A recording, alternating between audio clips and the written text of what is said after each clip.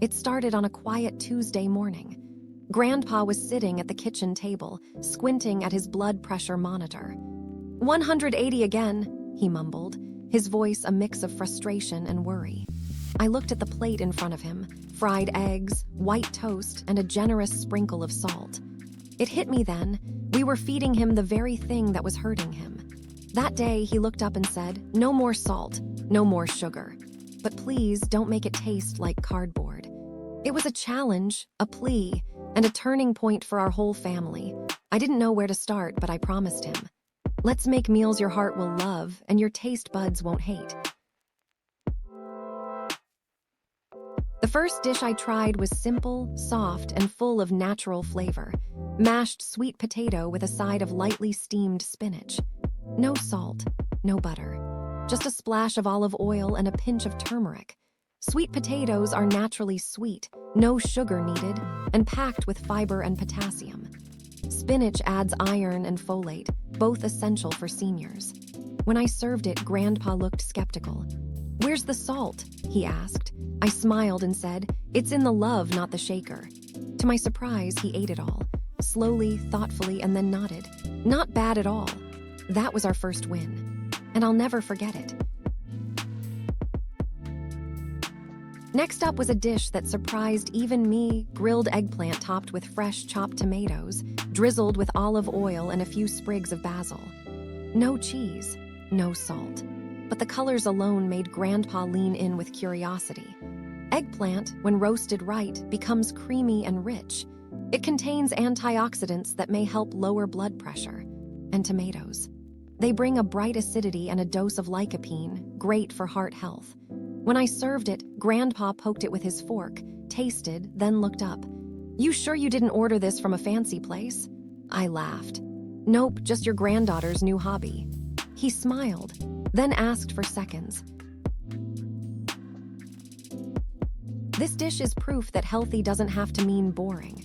We combined steamed sweet potatoes with lightly sautéed spinach. No added salt, just a splash of olive oil and a hint of garlic. Sweet potatoes bring fiber and magnesium to the table, perfect for digestive health and blood pressure regulation. Spinach, on the other hand, is a potassium powerhouse. Together, they work in harmony to balance sodium levels and reduce strain on the heart. But more than that, this plate was a feast for the eyes.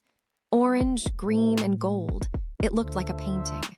Grandpa said it reminded him of autumn in the countryside. He didn't just eat it, he smiled at it first. We used to serve boxed cereal, the kind with bright colors and hidden sugars.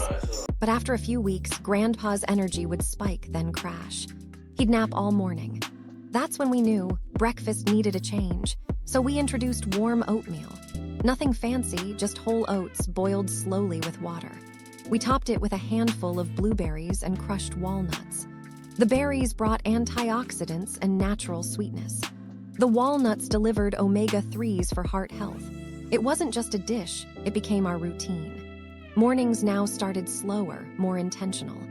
Grandpa would sip green tea, stir his oatmeal, and ask about our day. That bowl wasn't just food. It was connection, healing, and rhythm.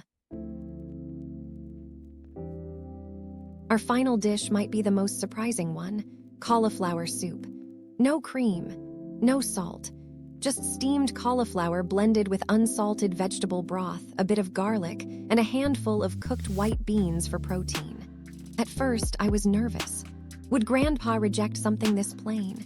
But then we added a sprinkle of fresh parsley, a drizzle of olive oil, and served it warm in his favorite bowl. He took a spoonful, paused, and said, "It's like a hug in a cup." That was all I needed to hear. This soup became our go-to when Grandpa had a tired day or when he needed something gentle on the stomach. The texture was creamy, but light. The flavor soothing without being bland. And best of all, it had zero added salt, but never felt like it was missing any. After the meal, I sat across from Grandpa, holding my breath. 5 dishes. No sugar, no salt. No processed sauces, just real food. How would he feel? He leaned back, tapped his belly, and gave me the look. Full, satisfied, and surprised. Surprised? I asked. because I didn't miss the salt, not one bit. That sentence, so simple, was everything. For a man who used to put fish sauce on everything, who never touched vegetables unless they were pickled or deep fried, this was transformation. And it didn't come from a doctor or a pill. It came from the kitchen, from care, from family. The big question I always get is, but if there's no sugar or salt, how does it still taste good? Let me tell you, it's not about taking flavor out.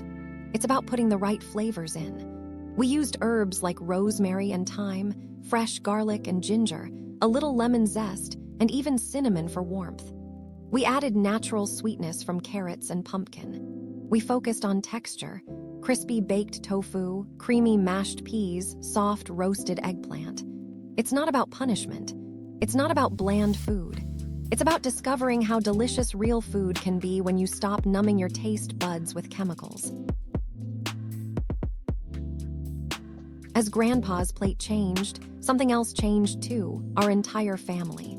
At first, we thought this was all for him, but the truth is, we started feeling better too. My dad, who used to struggle with stomach acid, noticed fewer flare-ups. My mom, who always felt tired, said she finally had energy. Even I felt lighter, clearer, calmer. Food became our family's daily medicine. Not pills, but herbs, veggies, whole grains, warm soups, crunchy seeds. We didn't need a fancy diet or expensive supplements. We just needed to return to the basics with love. And the best part, we were doing it together. If you've made it this far, I want to thank you, from one caregiver to another, from one grandchild to another. You're here because you care, and that care can change a life. This isn't just about my grandpa, it's about your grandma, your dad, your neighbor, maybe even yourself someday. Start with one change, one meal. Swap fried food for grilled, choose color over salt, trade rush for warmth. Then sit down, eat together, laugh, make meals that heal. And if this story touched your heart, do one more thing, share it.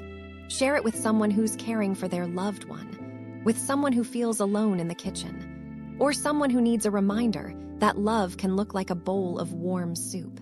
Let's build a world where growing old doesn't mean growing sick, where dinner is not just survival, but celebration. Because when we feed our elders with love, we feed our future with hope.